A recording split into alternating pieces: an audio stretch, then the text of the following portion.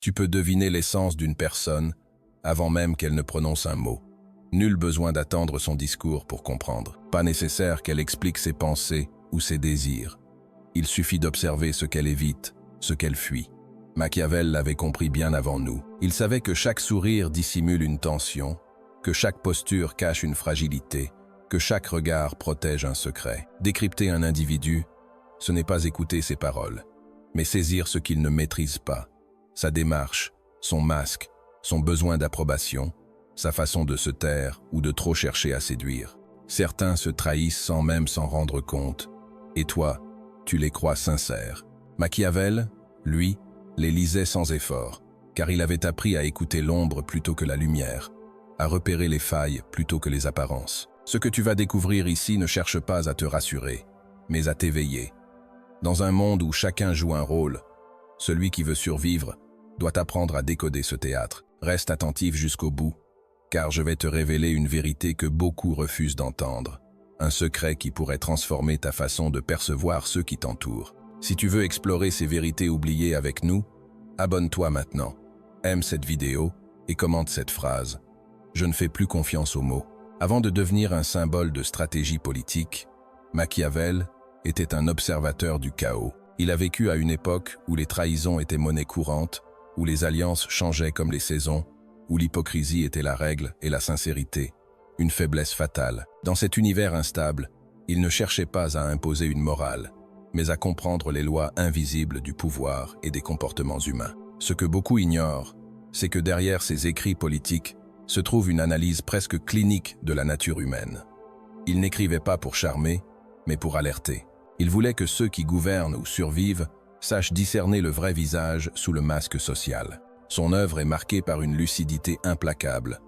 L'homme est plus guidé par la peur que par l'amour, plus attaché à ses intérêts qu'à la vérité, plus habile à mentir qu'à se regarder en face. Pourtant, au fil des siècles, on a caricaturé Machiavel, le réduisant à un stratège sans cœur, alors qu'il était un observateur des failles humaines. Aujourd'hui, dans un monde saturé d'images, de discours vides et de sourires de façade, sa vision de l'homme devient plus précieuse que jamais. Elle ne parle pas seulement du pouvoir au sommet, mais des stratégies subtiles que chacun déploie, parfois inconsciemment, pour survivre dans un théâtre social devenu hostile. Tu penses contrôler ce que tu montres, croire que tes mots te définissent. En réalité, tu parles déjà avant d'ouvrir la bouche. Ton corps, ton regard, ta manière de bouger trahissent ce que tu veux cacher. Machiavel le savait. Il lisait les gestes que tu ignores toi-même. Le premier réflexe à observer est le rapport d'un homme à l'inconfort, car l'inconfort démasque. Quand tout va bien, chacun joue son rôle sans effort, mais place quelqu'un dans une tension légère, un silence prolongé, une attente imprévue, et tu verras ce qu'il dissimule. Machiavel ne se fiait pas aux mots. Il observait la mâchoire qui se crispe quand quelqu'un se sent jugé, les mains qui s'agitent sans savoir où se poser, le regard qui cherche une échappatoire ou une validation dès que le silence s'étire. Celui qui supporte l'inconfort reste stable, même dans le doute. Il ne surjoue pas la sérénité, il n'essaie pas de dominer l'espace, mais celui qui est esclave de son image, de l'approbation ou du contrôle, révèle ses chaînes dès que le cadre vacille. Observe-le quand il est déstabilisé, critiqué à demi-mot, ignoré ou en retard. Regarde s'il sourit nerveusement, s'il parle trop vite, s'il croise les bras comme un bouclier, s'il rit sans raison. Ce sont des fuites, pas des réponses. L'inconfort est un miroir où l'ego ne peut mentir.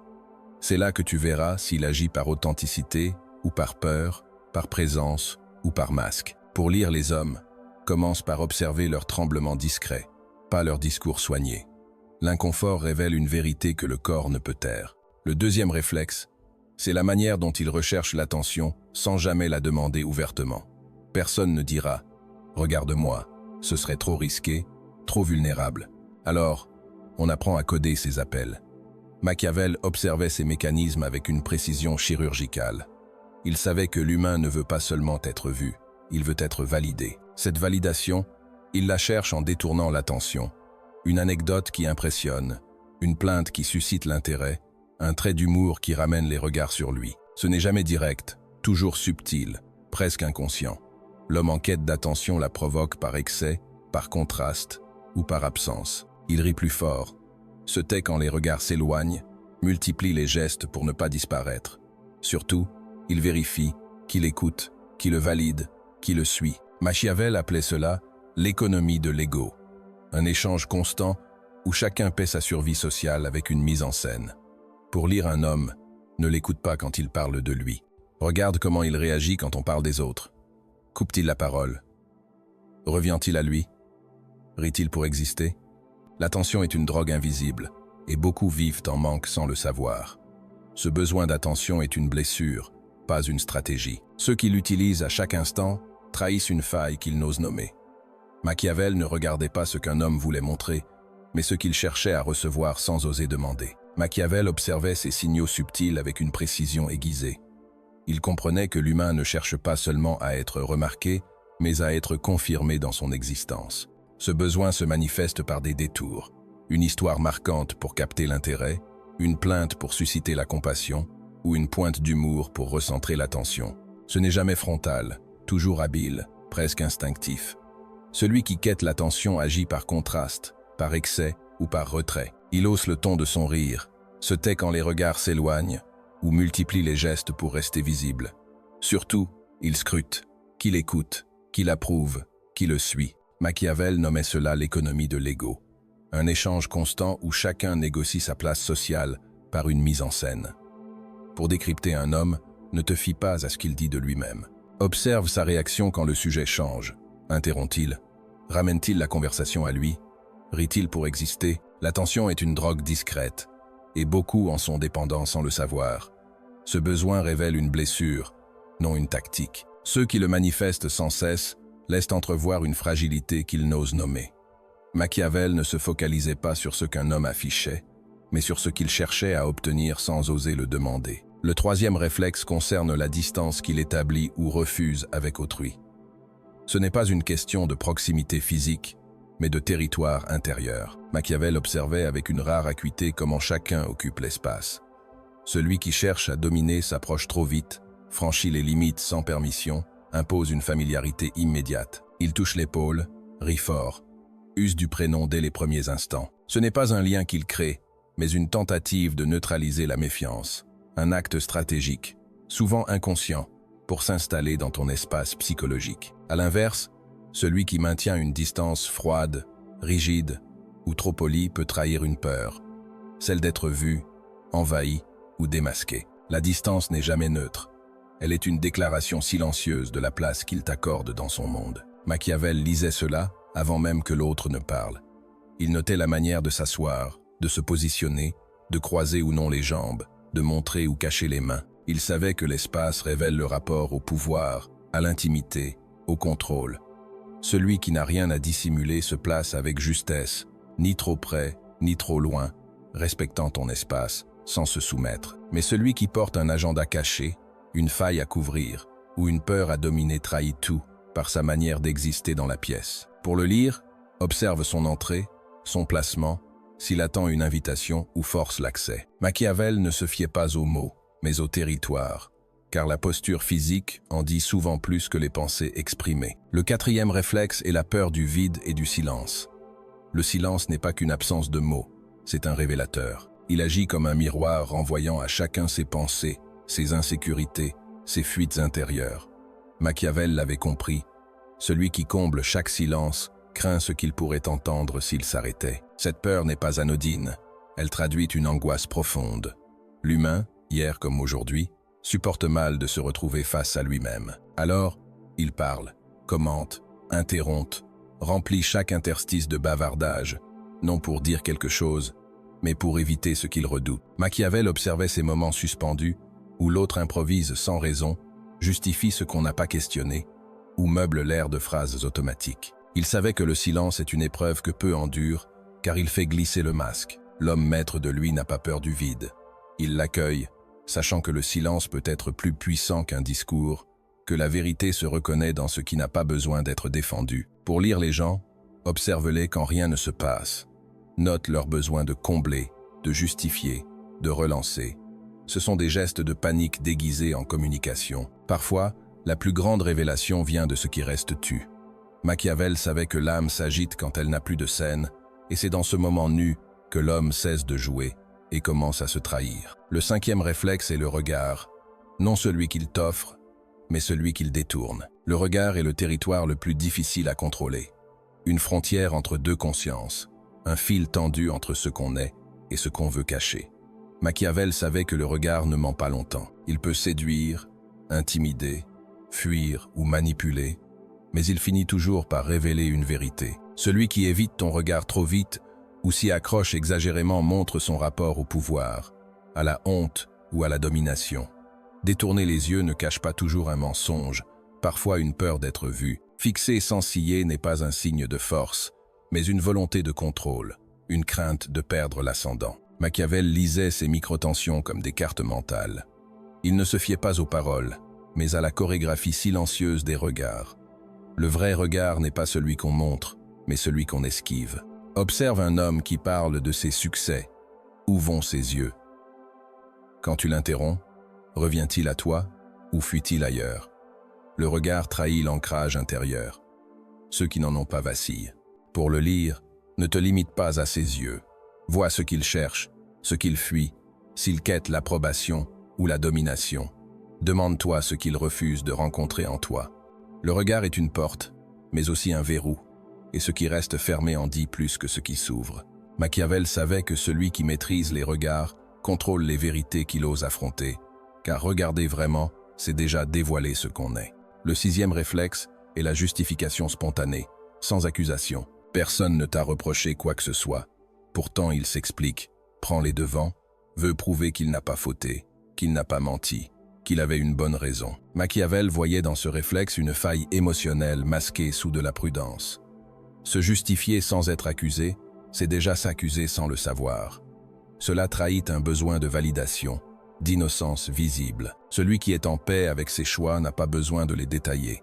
Il agit, assume, se tait. Mais celui qui cherche à être compris, à se défendre avant qu'on doute, montre qu'il doute déjà de lui-même. Machiavel percevait dans cette surjustification un déséquilibre profond. L'homme ne parle pas pour convaincre l'autre, mais pour se rassurer lui-même.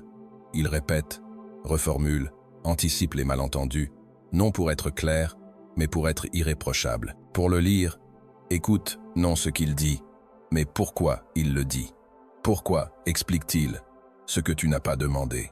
Pourquoi insiste-t-il sur des détails que personne n'a contestés? Celui qui n'a rien à cacher se contente d'exister. Celui qui veut être absous porte un fardeau invisible. Observe la fréquence de ses justifications, s'il veut que tu saches ce qu'il a ressenti, voulu ou évité. Derrière ces explications précoces, il y a souvent un combat intérieur. Machiavel savait que celui qui parle trop de sa sincérité est souvent celui qui n'a pas encore osé affronter ses propres mensonges. Le septième réflexe est ce que le corps révèle quand il pense n'être vu de personne. Le vrai langage de l'âme n'est pas celui qu'on affiche, mais celui qu'on oublie. Machiavel comprenait que l'humain ne triche jamais aussi bien que sous les regards. Il joue, ajuste chaque geste, chaque mot, chaque intonation. Mais dès qu'il croit être seul, même un instant, la vérité affleure. Observe un homme après une réunion, quand il s'affale, soupire ou se raidit. Regarde-le dans un ascenseur, un couloir, en attente, quand il pense son reflet invisible. Ces moments parlent, les épaules qui s'affaissent, la mâchoire qui se contracte, les doigts qui s'agitent, les sourcils qui se froncent sans raison. Tout cela révèle des tensions non maîtrisées, des colères retenues, des tristesses camouflées. Machiavel savait que ce que le corps fait sans public, c'est ce que le cœur veut dire. Il ne regardait pas les hommes sous les projecteurs, mais dans l'ombre, quand le rôle tombait, quand la performance cessait. Pour lire les gens, ne les écoute pas pendant leur discours. Observe-les quand ils quittent la scène, leur façon de marcher, de respirer, de tenir leur corps. Vois s'ils fuient leur reflet ou l'affrontent. Dans ces instants volés, on ne trouve pas la vérité absolue, mais une authenticité rare, parfois plus dérangeante que 1000 mensonges. Machiavel n'avait pas besoin de questions. Il attendait que le théâtre se vide, car sans public, l'homme redevient ce qu'il est, et non ce qu'il joue. Tu crois contrôler ce que tu caches, penser que ton silence protège tes secrets. Pourtant, des fissures invisibles laissent échapper des vérités que ton corps trahit. C'est là que Machiavel regardait, dans l'intervalle, dans ce que tu fuis, mais que ton corps avoue. La première vérité est que l'homme révèle toujours sa hiérarchie secrète, ce qu'il admire, méprise ou craint. Tu peux entendre ses valeurs, ses principes, mais sa vérité réside ailleurs, dans ce qu'il regarde avec insistance, ce qui le rend nerveux, bavard ou silencieux. Machiavel savait que chacun porte une échelle intérieure qu'il ne questionne jamais. Pour certains, c'est le succès. Pour d'autres, la reconnaissance, l'intelligence, la force, la beauté ou le contrôle. Cette hiérarchie n'est pas affichée, elle est vécue, elle guide les décisions, les colères, les envies, les jalousies. Tu peux prétendre ne pas envier les riches, mais ton regard te trahit. Tu peux nier l'importance de la beauté, mais ton corps te contredit. Tu peux affirmer respecter chacun, mais ton silence face aux puissants et ta condescendance envers les faibles révèlent une autre logique. Machiavel lisait cela en quelques gestes. Il savait que l'homme ne peut cacher ce qu'il place au sommet de son panthéon intérieur. Ce sommet reflète souvent des blessures, non de la sagesse. Ce que tu admires exagérément est souvent ce qui t'a manqué. Ce que tu méprises trop vite te menace. Ce que tu crains en secret, tu refuses de l'affronter en toi. Machiavel ne demandait pas « que crois-tu ?» mais observait « qui fais-tu taire ? Qui fais-tu briller ?» Car lire un homme, c'est décrypter sa hiérarchie, et cette hiérarchie finit toujours par parler. La deuxième vérité est que chacun porte un masque qu'il finit par confondre avec son visage. Au départ, c'est un rôle, une adaptation pour survivre dans un monde brutal. On ajuste son ton, son regard, ses mots pour répondre aux attentes. On joue le fort, le calme, le gentil, le stratège, le passionné. On devient ce qu'on croit devoir être. Mais avec le temps, ce rôle s'enracine, colle à la peau. On oublie qu'il était une stratégie et on le prend pour une identité. Machiavel voyait cette fusion entre le masque et le moi. Il observait ceux qui parlaient de justice, mais ne supportaient pas la contradiction. Ceux qui se disaient humbles, mais réagissaient à la moindre blessure d'ego, ceux qui prétendaient ne rien attendre tout en scrutant chaque signe de reconnaissance. Le danger n'est pas de jouer un rôle, mais d'oublier qu'on le joue. À ce moment, tu deviens prisonnier d'une image, réagissant selon une logique figée, incapable d'évoluer. Machiavel savait que la vraie lecture se fait dans les moments de crise, quand le rôle vacille. Ce n'est pas quand tout va bien qu'on voit le masque, mais quand il glisse sous la fatigue, la tension, la perte ou la trahison. Là, on découvre qui tient vraiment l'intérieur. Souvent, celui qui semblait fort s'effondre, car ce n'était qu'une armure vide. Pour lire les gens, observe ce qu'ils deviennent quand leur rôle ne suffit plus. Machiavel regardait les fractures, car dans chaque fissure, il voyait l'homme, non son personnage. La troisième vérité est que tout homme trahit un jour ce qu'il cherche à dissimuler. C'est une règle inéluctable. Plus tu caches, plus ton inconscient cherche à révéler, non par maladresse, mais par besoin d'équilibre. Machiavel savait que le mensonge parfait n'existe pas. Il y a toujours une brèche, une maladresse du réel. Tu veux paraître confiant, mais ton pied tape sous la table. Tu veux sembler détaché, mais tu justifies longuement ton indifférence. Tu veux incarner la droiture, mais ta voix tremble sur certains souvenirs. Ces détails, tu ne les contrôles pas, mais ils parlent pour toi. Machiavel écoutait ces dissonances. Il ne se laissait pas hypnotiser par le discours, mais attendait la tension, l'incohérence, le trop ou le pas assez. Les vérités cachées surgissent dans ces écarts. Un regard déplacé, une préférence soudaine, un oubli révélateur, une contradiction entre les mots et les actes. L'hypocrite finit par se trahir. Le jaloux par ironiser, le dominateur par imposer, le dépendant par supplier sans le dire. Machiavel savait que l'humain est trop complexe pour rester parfaitement cohérent, et cette complexité le rend lisible. Pour le lire, ne cherche pas la preuve, mais la faille. Le moment où le masque s'accorde mal avec le geste, où la parole semble trop préparée, où l'attitude ne suit plus le discours. Ce n'est pas une erreur, c'est une vérité qui émerge malgré lui. Machiavel n'attendait pas une confession. Il savait qu'elle viendrait par inadvertance. La quatrième vérité est que l'ego ne cherche pas la vérité, mais la supériorité. Beaucoup se trompent en pensant qu'ils quêtent le sens, la justice ou la lumière. Derrière leurs discours raffinés, leurs indignations ou leurs principes, se cache souvent un besoin plus brut, dominer. Machiavel l'avait vu tôt. L'ego ne veut pas comprendre, mais avoir raison. Non s'élever, mais surpasser.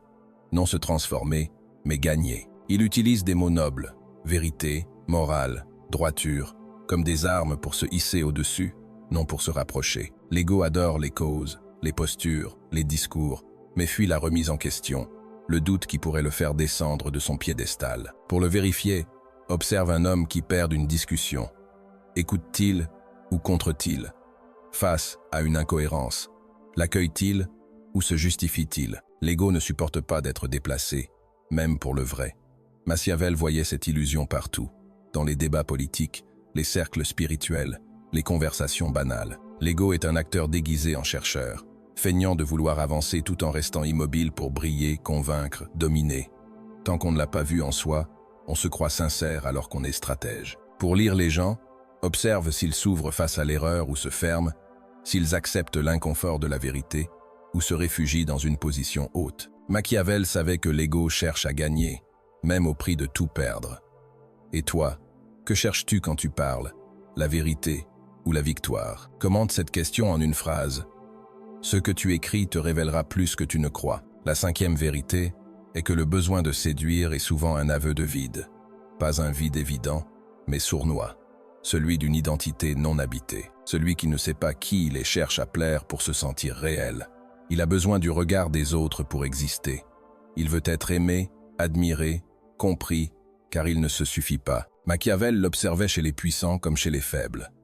La séduction n'est pas toujours un jeu de pouvoir, parfois un cri muet de détresse. Regarde celui qui s'adapte à chaque auditoire, évite les conflits, choisit des mots doux, ce n'est pas toujours stratégique. Parfois un vide intérieur recouvert de vernis social. Machiavel voyait ce vernis, les gestes calculés, les sourires programmés, les silences mesurés. La séduction constante n'est pas un art, mais une dépendance. À force de vouloir être tout pour tous, on finit par n'être rien pour soi. Pour lire un homme, observe ce qu'il fait quand il ne plaît pas, s'il reste droit face au rejet, s'il peut être vrai quand on l'ignore. C'est là que se mesure la solidité. Machiavel ne se laissait pas duper par le charme. Il cherchait derrière la voix bien placée, le regard brillant, l'attitude contrôlée. Séduire, ce n'est pas aimer, c'est combler un vide. Quand on cherche à combler, c'est qu'on ne tient pas debout seul. La sixième vérité est que celui qui rejette le pouvoir en public le convoite souvent en secret. Il dit ne pas vouloir commander, préférer l'ombre, se montre modeste. Mais au fond, il attend, espère, calcule. Machiavel avait une lucidité brutale face à ses postures d'humilité. Le refus du pouvoir n'est pas toujours sagesse. Parfois une ruse pour s'en approcher sans en porter le poids. Celui qui dit « je ne veux pas diriger » attend peu, être qu'on le supplie. Celui qui refuse la responsabilité peut vouloir les privilèges sans les risques. Celui qui fuit les projecteurs peut chercher à briller sans s'exposer. Machiavel observait ses courtisans, conseillers, penseurs. Il voyait ceux qui influençaient sans signer, tiraient les ficelles sans se salir, imposaient leur volonté sous couvert d'obéissance. Le vrai pouvoir est silencieux, disait-il, et ceux qui le cherchent le plus sont souvent ceux qui prétendent s'en détourner. Pour lire un homme, observe ce qu'il fait face à une opportunité. Reste-t-il cohérent avec ses refus ou revient-il subtilement quand l'issue le favorise? Machiavel ne croyait pas ceux qui parlaient trop d'humilité. Le pouvoir, même niais, laisse des traces dans le comportement. Parfois, dans les gestes les plus doux, les refus les plus polis, se cache une volonté farouche de dominer. Le rejet du pouvoir n'est pas toujours une vertu, parfois un masque. Et derrière ce masque, l'ambition attend son heure. La septième vérité est que chaque homme construit sa prison et finit par en défendre les murs. Au départ, c'est une protection, un choix de survie. On évite ce qui blesse, répète ce qui rassure, se conforme à ce qui fonctionne. Mais à force de répéter les mêmes pensées, de fréquenter les mêmes cercles, de fuir les mêmes émotions, on s'enferme dans un monde réduit où tout ce qui dérange devient danger et tout ce qui apaise devient vérité. Machiavel savait que cette prison n'est pas imposée, elle est intériorisée, ritualisée, justifiée. L'homme se croit libre, mais vit dans un couloir étroit qu'il n'ose quitter. Il refuse les débats profonds, les remises en question, les expériences déstabilisantes.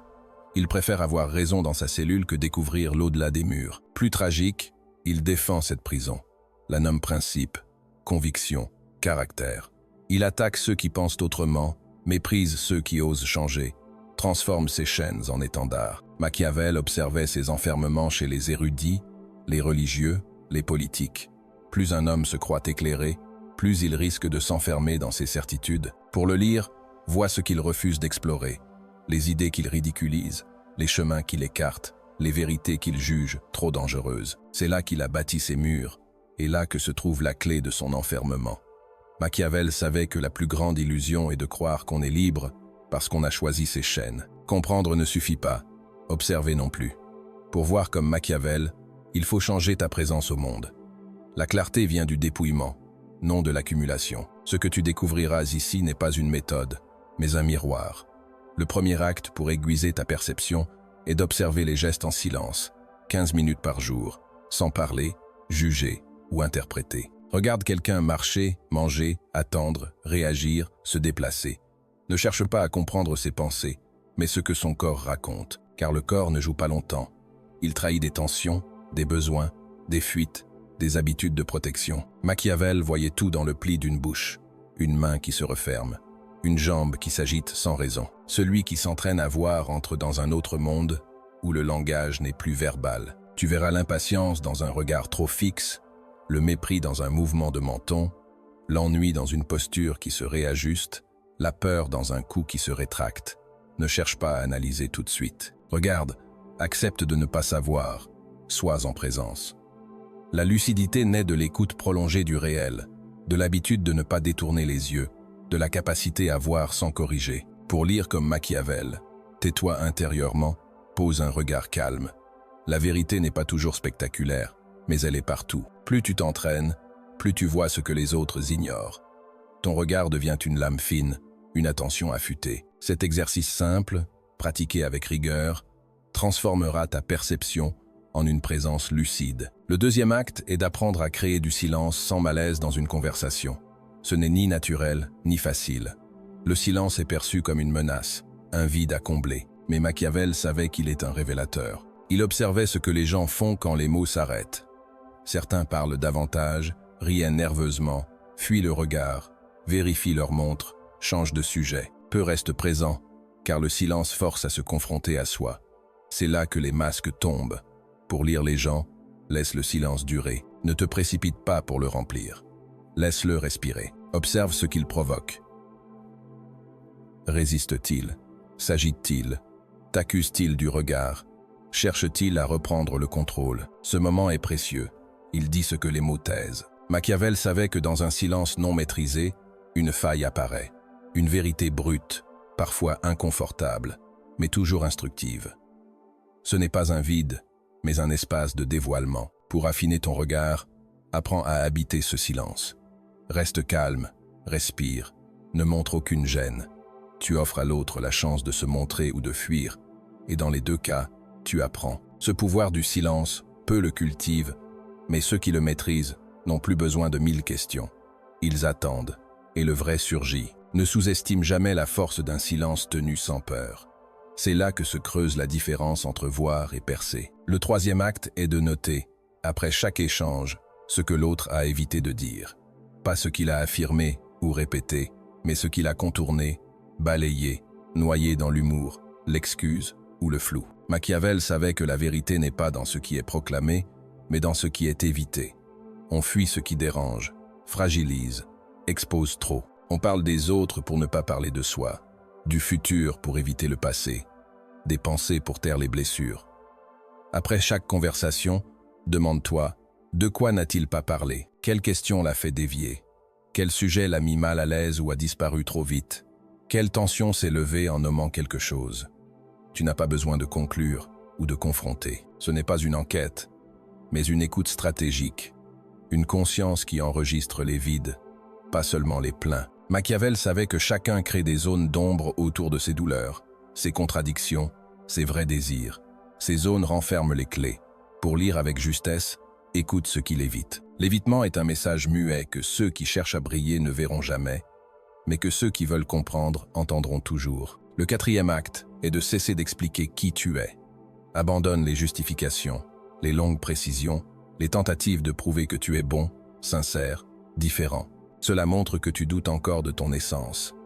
Machiavel savait que celui qui explique sans cesse ce qu'il est n'est pas enraciné. La vérité n'a pas besoin de mots pour exister. Elle se dégage, se ressent, tient debout sans bruit. Plus tu t'expliques, plus tu cherches à convaincre. Et celui qui convainc est prisonnier du regard d'autrui. L'être profond agit, assume, se tait. Machiavel voyait ce besoin de se définir comme une faiblesse. Plus un homme parle de ses valeurs, plus il cherche à se rassurer, plus il affirme son identité, plus il craint qu'on la questionne. Pour lire les autres, commence par te taire sur toi-même. Laisse ton attitude parler, ton regard porter ta présence, tes silences révéler ta solidité. Si tu te vends encore, c'est que tu ne t'es pas encore accepté. Sois dense, cohérent, tranquille.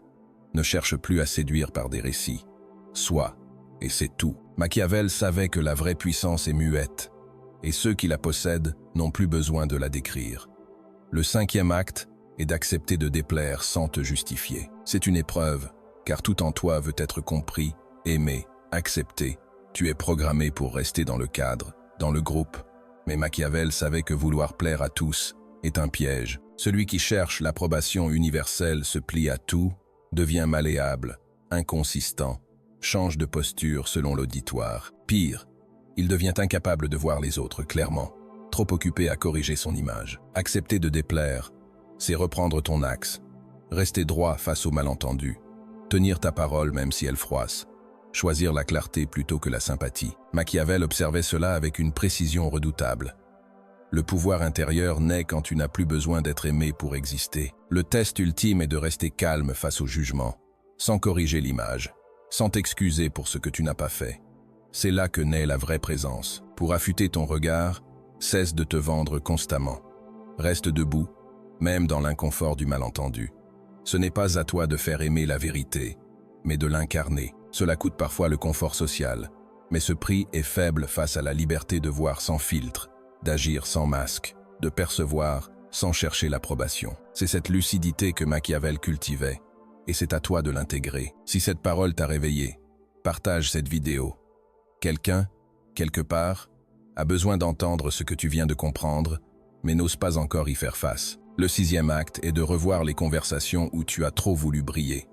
Tu sais de quoi je parle.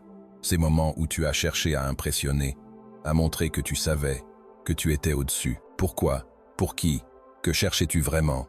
Machiavel savait que le besoin de briller ne vient pas d'un excès de lumière intérieure, mais d'un vide qu'on tente de combler par l'image. Revois ces instants.